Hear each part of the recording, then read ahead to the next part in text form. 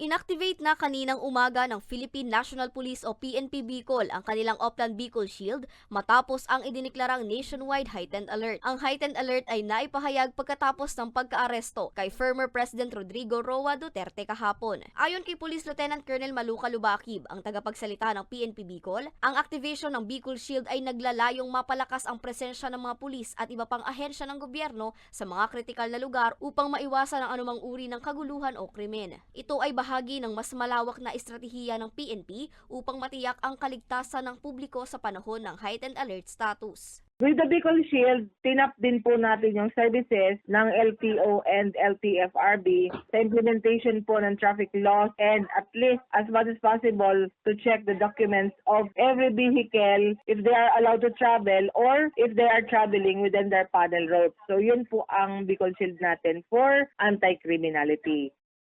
Nasa 10,000 PNP personnel ang nakadeploy na sa iba't ibang lugar sa 6 na probinsya ng rehiyon para magbantay sa mga ilalatag na checkpoints at iba pang operasyon. Every now and then may mga red team tayo na pinapalabas para mag-check if yung ating mga personnel is talagang nakapost sa kanilang mga area of responsibilities. Sa ngayon po, hold in abeyance po yung mga leave ng ating mga personnel para po mas madagdagan yung ating mga personnel na magsiserve po during these times na kailangan po sila sa street, kailangan po sila sa ating mga anti-criminality campaign.